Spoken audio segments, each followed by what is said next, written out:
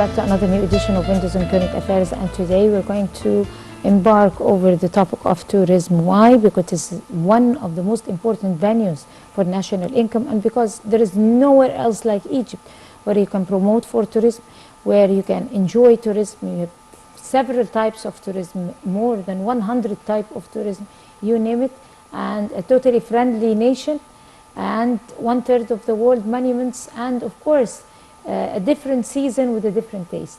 So today we're going to be talking about encouraging tourism according to the National Authority for Encouraging Tourism, Ministry of Tourism, and also we're going to talk about means and ways to promote for new plans and new touristic projects. Very delighted to be having with us Mr. Hossam Elfangary. He's a tourism expert. Good evening, Mr. Elfangary.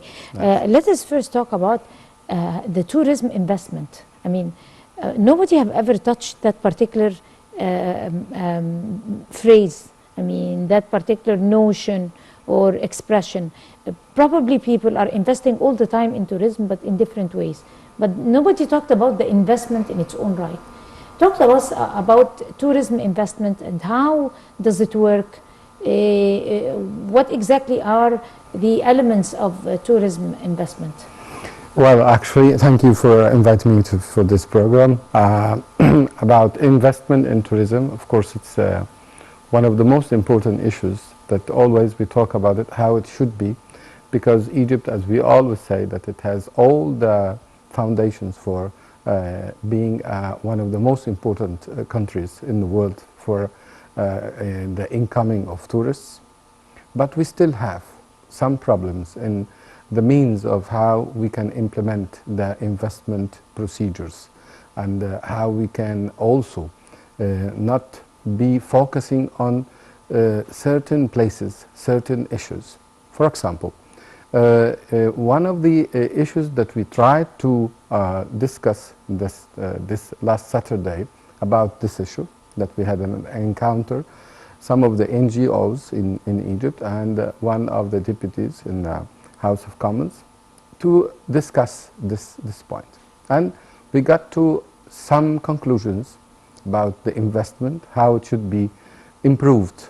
For example, we talked about the procedures that if any foreign investor coming to Egypt, what are the steps, the bureaucratic steps that they should go through, and also how that other countries like Morocco, like Spain, you know, it is much easier.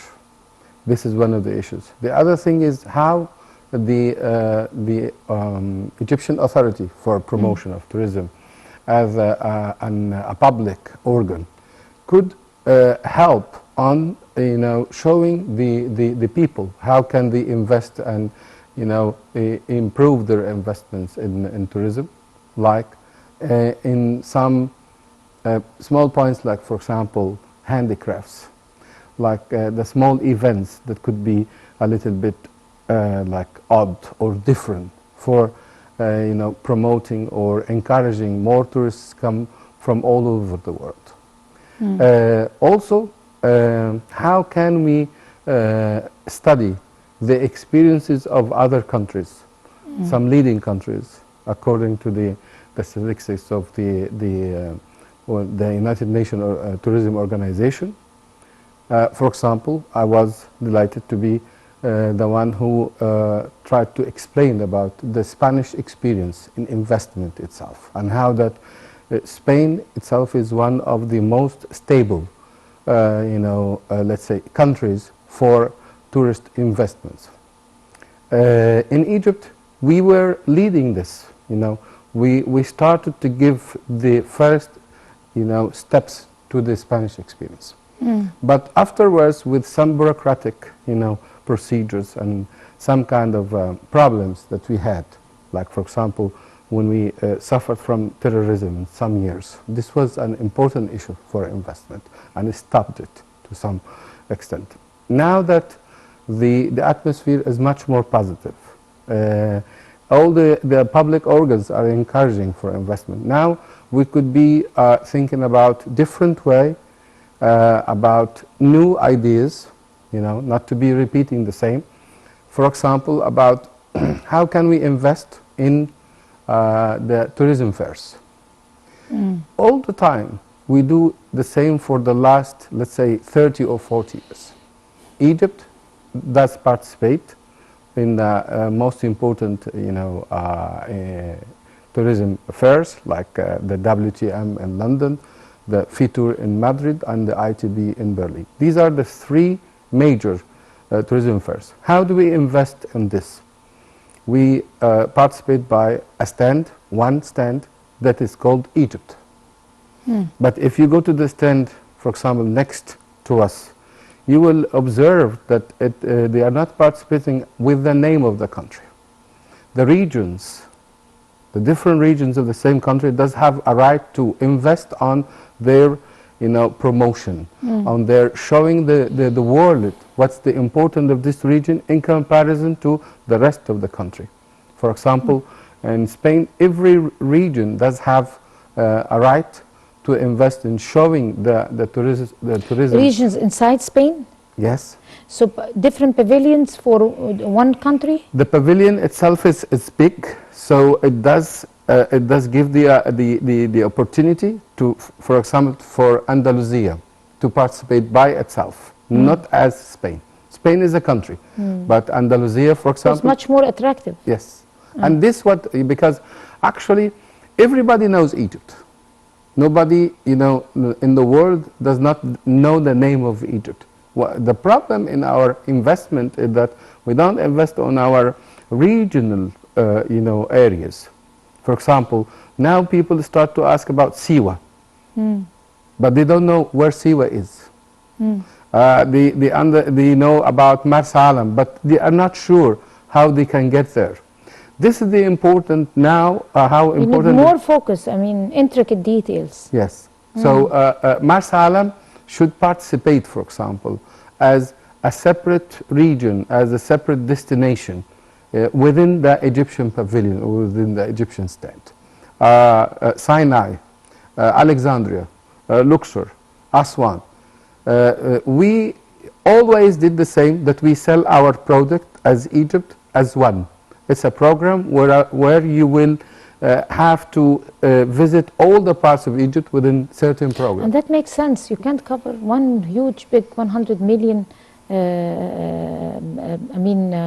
citizens and a huge country with huge geographic space in only one pavilion. You won't be able to exhibit all the treasures of Egypt. Yes. But at the same time, talking about the different assets of a country, do you think it's a matter of finance?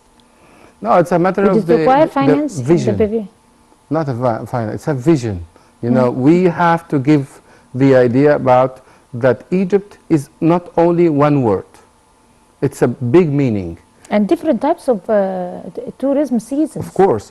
And let me repeat this. Everybody knows Egypt. There is no need to promote the word Egypt.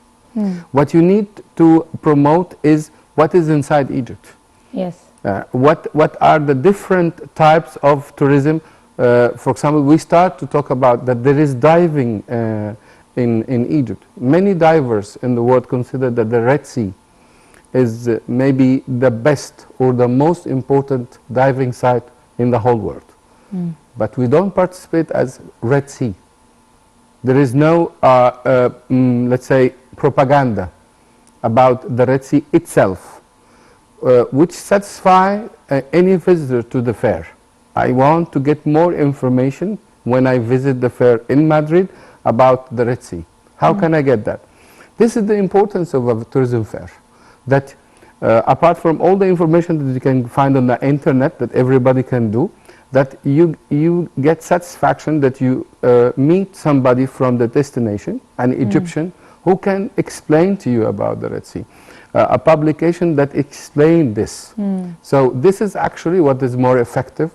Also, that we observe that some of the other destinations that were not known are, let's say, growing with great strength, that they are getting much more tourists than what Egypt is gaining now. Why? Because vision is different. They didn't concentrate on doing the same all the time. And it seems that our stand or our pavilion in any tourism fair is just some travel agents sitting all one beside the other, and they are more or less selling the same. So what is this agency is selling is also another agency next to it selling. And the same journals. To some extent. The only difference that another travel agent or another interested person from that country could find the difference in price. But this is not the issue. Yeah, but there were several documentaries and movies that were done in the past 6 years or so promoting for Egypt. They were very powerful, and they were aired on CNN and different American channels and European. That's correct. People to people and yes. Other maybe bodies. what we discussed in this last event about, we concentrated a lot on how important the tourism fairs are in giving a new idea. I mean, if we pay money, if we invest on the participation in an international event like one of the 3 tourism fairs that I mentioned in Madrid or London or Berlin, this is a money that has to be well invested. We have to be not doing the same all the time. So the focusing was on how we can invest better on a tourism fair. How can this tourism fair could be an important business card for you, that is all the experts are coming there, all the professionals. For example, FITOUR is always held on the last week of January of every year. This last year, or this last edition, had 222,000 visitors, about 250,000 people came. So this is a huge number. Also, maybe we have to give, maybe I'm a little bit fanatic about Spain and how important it is, because it is also, as a country, it's the headquarters of the World the United Nations Tourism Organization in Madrid since it was established.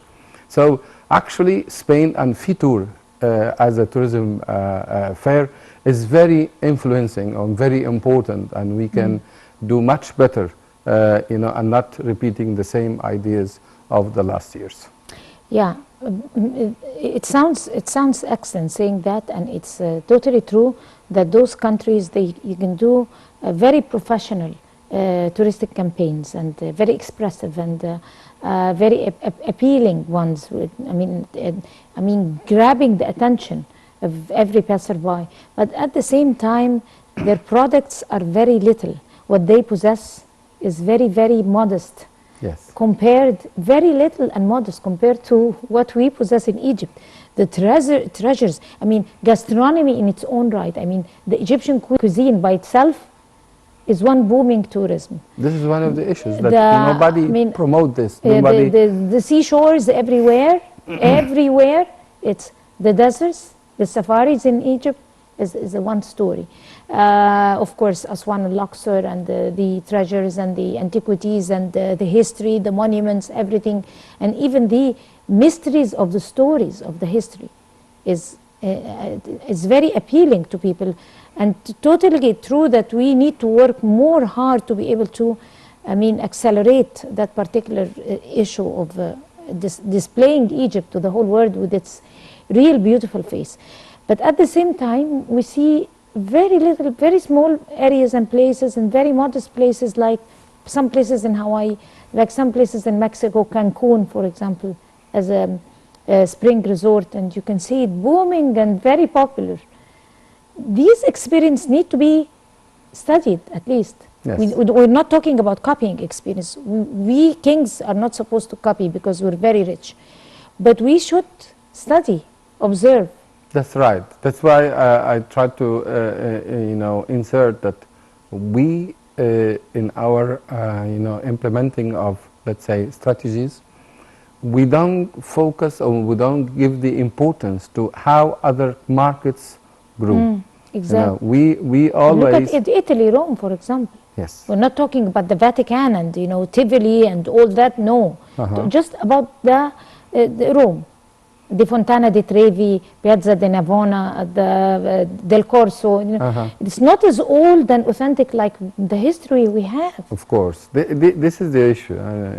Actually, we have much more appealing places, much more important in history, and if we get let's say the archaeological sites apart, we also as a country, as culture, where Egypt is very, very, being an old civilization, it has all the parts of culture that will also would be very interesting for any tourist in the world. That's why one of the ideas in talking about investment that we, thanks God, that we thought about, that we founded a new foundation that would get arts and culture as, let's say, pillars to promote to tourism. How is that? This is thinking out of the box, you know, not always thinking about the pyramids, the museum, Karnak and Luxor, what we have been always promoting for many years. Let's say cinema, you know, conferences. Egypt is an important country in the cinema world, right? We have some tourism, cinema, you know, conferences and cinema, let's say fairs, but we don't give the importance to how that can actually bring, let's say, a tourist expert, but in another field. Everybody could be a tourist. Everybody could be a tourist. The definition, according to the United Nations Tourism Organization, a tourist is somebody that is leaving his house for a certain time and, you know, staying in another place.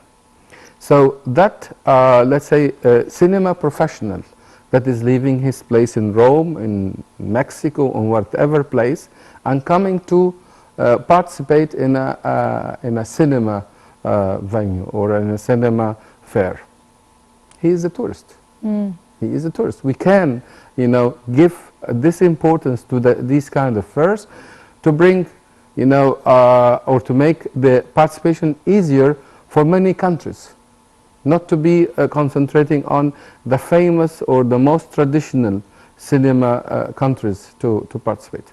Another thing that our foundation, which is Afro-Eurasian Foundation for Culture, Arts and Tourism, also we gave certain importance to how these events could be well organized, but in the tourist sites. You know, for example, the Luxor cinema the festival is very promoting for what is Luxor from an artistic point of view, from the cinema point of view, and they concentrated on the let's say the African cinema.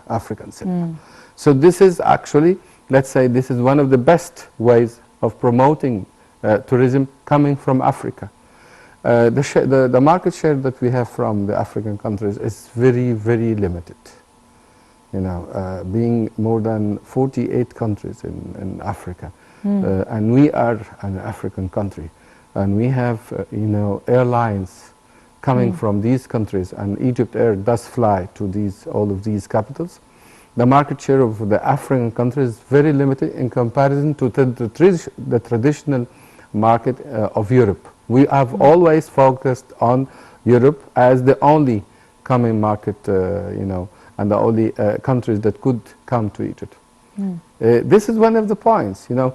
Also, many people doesn't know about how, you know, the regional handicrafts, the regional, let's say, festivals, how that, for example, the ideas that can come from let's say the very little artists, you know, the little ideas of arts that are in the villages of Egypt. You know, this also being little in investment, we don't have to invest that much on promoting these issues, but they can bring, you know, different kind of tourists. Those who are, let's say, curious, not coming to the traditional sites of you know, archaeology and history.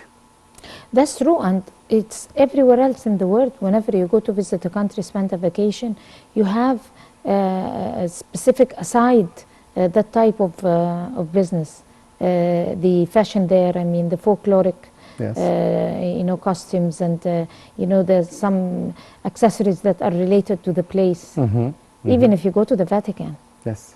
If you go to Spain, if you go to visit any place, even if there is an event that is being held at that particular time, let's say it's a World Cup or a marriage of a royal marriage or something, or royal event, immediately you find a business that is aside that is exhibiting royalty stuff and all types of things. I mean, innovative. Yes. One of the ideas, for example, sorry to interrupt. Sure. For example, we gave many conclusions that in that reunion, and one of the ideas that we gave is how can we make use of the monuments, the Egyptian monuments that are out of Egypt. One of the curious things, for example, many people maybe don't know that Egypt does have a temple in the heart of Madrid. A temple? Yes, Egyptian whole temple? Yes, this is one of the. Why is it there? Yes, in the 60s, the Nubian region had that problem of being, you know, all drowned by the high dam water. And one of the famous temples was Abu Simbel, that was rescued from the water coming from the high dam. But for example, here, important to confirm that there were other 16 temples that did have the same, you know, danger. Spain was one of the 40 countries that participated were, you know, with the UNESCO to save the Nubian heritage in the south. And Egypt, as a sign of, you know, thanks to the Spanish government, and at the time in the 60s, this is one of the ideas. Maybe next time you go to Madrid, you have to look for the Egyptian temple called Debot, D-E-B-O-T, Debot. Depot? Debot, yes. Okay. You will find that it is not in Egypt. It's a Greco-Roman, Egyptian Greco-Roman, Egyptian temple built on the Greco-Roman period, and it's all of it is in Madrid because Egypt gave it as a gift, thanking the Spanish government and how they collaborated in the rescue of the Nubian monuments. One of the things, for example, being in Madrid, and this is an Egyptian temple, and we have very good, you know, diplomatic relations with the Spanish government. Why don't we make an international event? Gift. Yes. Why we don't make organize an international event, you know, just to the side of our temple in Madrid, and how many millions of people would follow that, you know, because you know, it's an Egyptian temple, so it's our temple, it's our heritage. We just get use of it, and I don't think that this small idea, this little idea, would have any problem, you know, because if you gave that gift, at least you would not forget all about it that is outside Egypt. You know, one of the initiatives that we have in the Ministry of Archaeology, for example, is that we try to get back these monuments. But actually, those were stolen. But the Temple of Debot in Madrid was an official, formal gift from a government to a government. That's why it's not hidden. It's not in you know, in a remote place. No, it is in the very heart of Madrid, and it is a very strategic point, and in one of the highest points of the city. You can see all of Madrid, and it's few meters from what's called Plaza de España, in the very center of Madrid. This is one of the little ideas that we can make use of. So it's a few meters away from Piazza di Spagna? Yes. Okay. Which is in Spanish, plaza. It's the piazza is Italian. Okay. But I mean, it's the center. And tourists going to Madrid, by the way, Madrid, only Madrid, receives 18 million tourists Of course. the region of Madrid. And I mean, mentioning a similar story, but not it is not something that is, I mean, an original piece of art, ancient Egyptian piece of art, but in Atlantic City, it is owned by Donald Trump, where you can, go gamble and everything. It's like just a place like Las Vegas. There is a whole pyramid that is built, that is a replica of Yes. our pyramids, and imagine the daily number of visitors that is coming exclusively, part of them, great deal of them, to watch the pyramid. This is the idea about investment. But it's not a true pyramid, of Yeah, course. But this is investment. They know how to invest our history so that they can make money out of it. So I think it's our own right to invest on our monument, to make use of it. If we gave that temple as a gift, it's all okay. But nobody would, reject the idea that it's an Egyptian gift. And everybody visiting Madrid, when they visit the Bat temple, they know that it's an Egyptian temple. It's written that it's an Egyptian Yes, gift given totally. by And the it's, Egyptian government. registered. And by the way, one of the funny things, just to mention, that it doesn't have a ticket. It's for free. Amazing. Yes. So nobody gets money out of this gift. So if it's ours, we can get not money, but at least Recognition. recognition. We can get some kind of propaganda that is course. Totally legitimate. Of course. It's all about ideas. Yes, it is all Bursting about ideas. ideas. Right, but let's talk about investment. I mean, fields of investment. I mean, if we open the topic of fields of investment and you open up the table of suggestions, one person would tell you different seasons. How would you invest? I would invest on each season.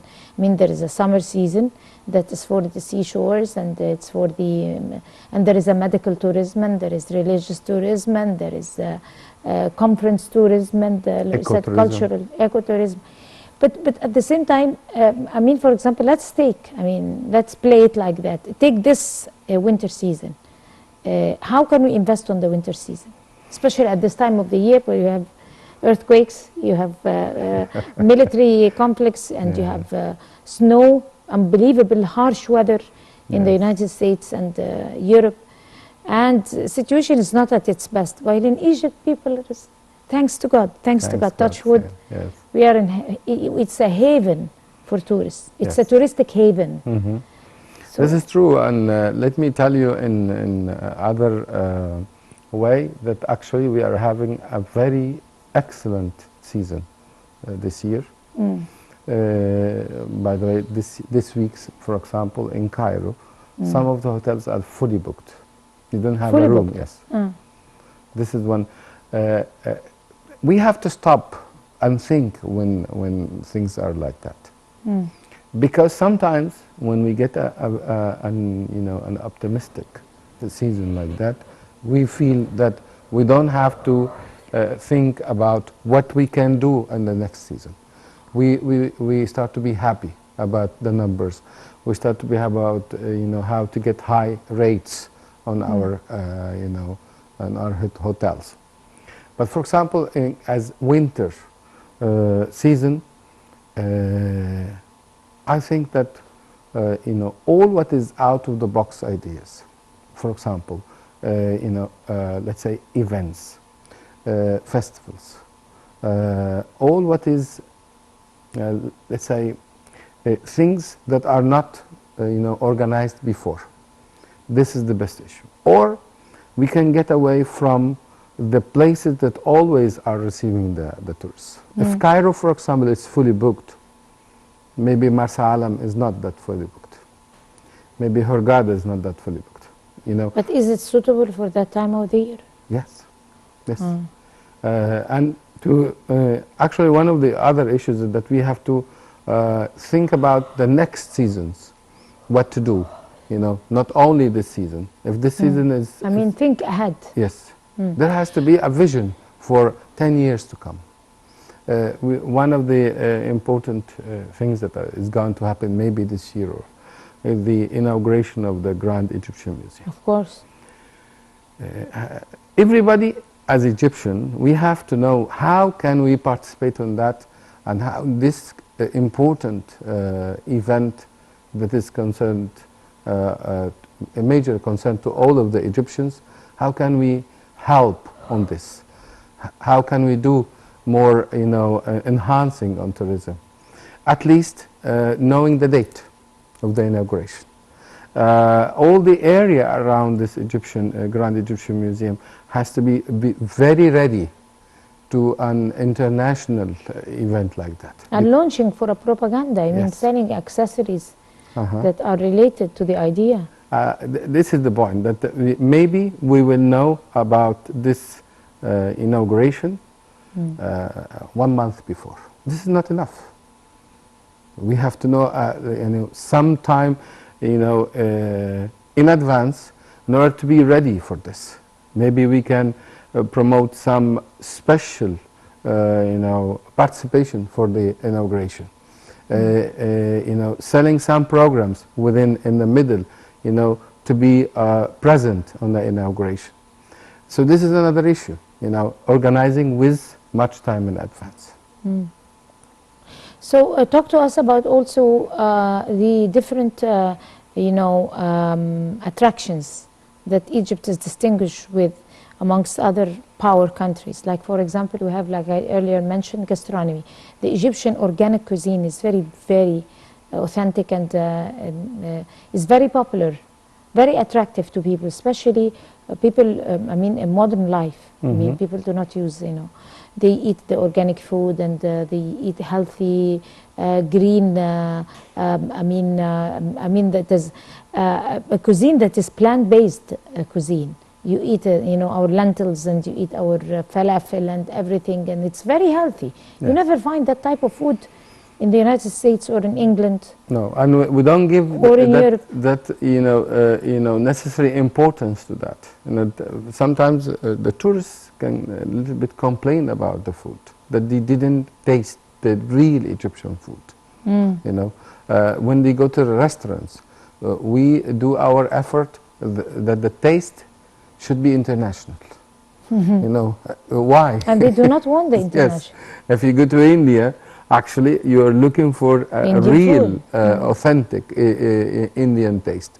If you go to Italy, you expect that you will get the best Italian original pizza. So I think that gastronomy and Egyptian cuisine are one of the least, let's say, giving importance to them as a factor. Actually, this is all about the vision, and the restaurants, maybe by the tourism,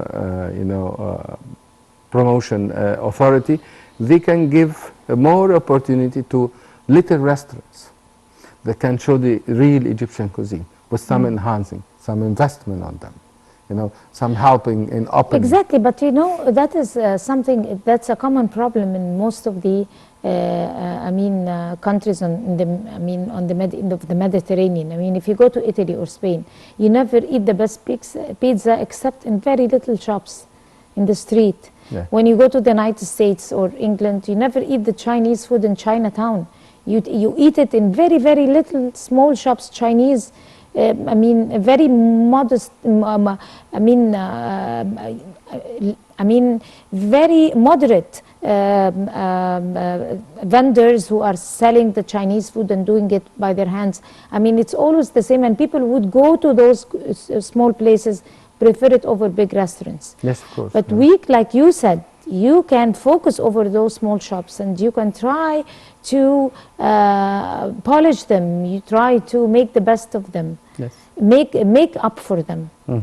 If you just get it as small projects to young people, that, for example, I think this is happening in some places in Tagamou and Medinat Nasr and 6th of October. Some districts, some new districts. Actually, unfortunately, these are places that are a little bit far away for tourists. They don't go. But in Al Muizz Street, there are. This is one of the important places, for example. And it's happening. I guess it's I guess that it should be more. It should it's be beautiful more. food there. And you know, maybe how And the aroma of the place, and you know, the cafes and the uh-huh. coffee and hereby, for example, or in the pyramids area, this is one of the most important places that the tourist has to pass by. So all of the pyramids area around the pyramids, there has to be not only big restaurants that are receiving groups. No, it can be small restaurants with very specialized sandwich or very specialized you know, plate that is Egyptian, and at the same time with very reasonable price. Maybe it can be a takeaway meal. These are one of the ideas that can be. I guess it's becoming popular over the social media. Many British, I mean European bloggers and American and Spanish, they only vlog over the Egyptian food, and we've seen it. We come around it so much. It's viral on Yes. social media. Yes. They talk about the falafel, they talk about the kushari, they talk about even the arugula, the onions, and you know, organic vegetables and fruits here are very valuable. Because it's very precious. interesting, and we are maybe we You are can not never giving. find it anywhere. Yes, and maybe we are not giving the necessary interest to the tourists.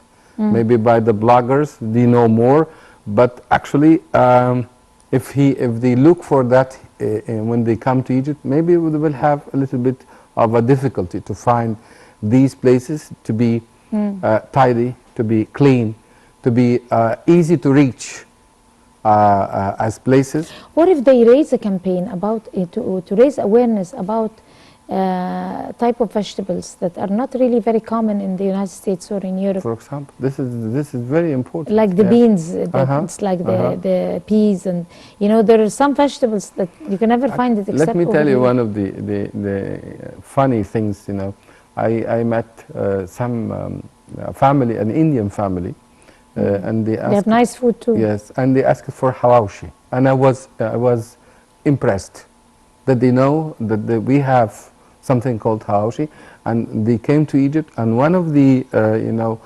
notes was to look for that sandwich and to eat it in Egypt. So actually, the interest of the tourist is not only one issue, and it's not Too only many what things, of during the many course. years was the same. You can raise interest to the tourist by very, let's say, different ways, different ideas, some maybe sometimes odd things to do. Not everything that is ordinary, correct, traditional that the tourist is looking for. When they go to, for example, to Spain, Spain actually is one of the important countries that they know how to make use of the, let's say, Seafood? no, I mean the odd festivals. They have. Sometimes it's way more than odd. Yes. For example, in a village called Buñol, in the eastern shore of Valencia, they have what they call tomatina. Tomatina is during, I think, 3 days, what people are doing is just throwing tomatoes to each other. And this is becoming an international festival. Tourists come to see this kind of madness, this kind of you know, odd event that Just for a change. and this is a, you know, out of And the they're box making idea. huge money out of it. Yes, It's San everywhere. Fermin, for example. San Fermin is another, but this is much more famous than tomatin. San Fermin is in Pamplona in the north, and this is all about you know, bulls being thrown to the street, Which is not nice. which is not Which is highly criticized Dangerous, by yes. animal rights That's activists, correct, and that's should right. not happen in an advanced world. Yeah, we give They it. should We stop don't it. have the same, and we don't have bulls It's one of here. the disadvantage of Spain. Yes, we Bullfighting. don't have the same idea nor the opportunity to. But I'm mentioning as something that is not the tradition. That is the what we have been doing. And they think that the new generations are ashamed of it. They're trying to cover it up because they are smart enough to know that they should export the best of Spain or the best of any country to visitors. Yes. I mean, they're very smart. I mean, we should copy experiences. Unfortunately, we ran out of time. We still have a lot to say about promoting tourism, but on a promise that you could visit us once again and It's all my pleasure. continue our chat. Thank you so very much, Mr. Hossam Elfangary. You are a tourism expert. Best of luck to you. Best of luck. Thank you. Thank you. It's our pleasure. And I guess this brings us to the end of this edition of Windows and Current Affairs. Many thanks to all of you. Till we see you again next week. That's a goodbye.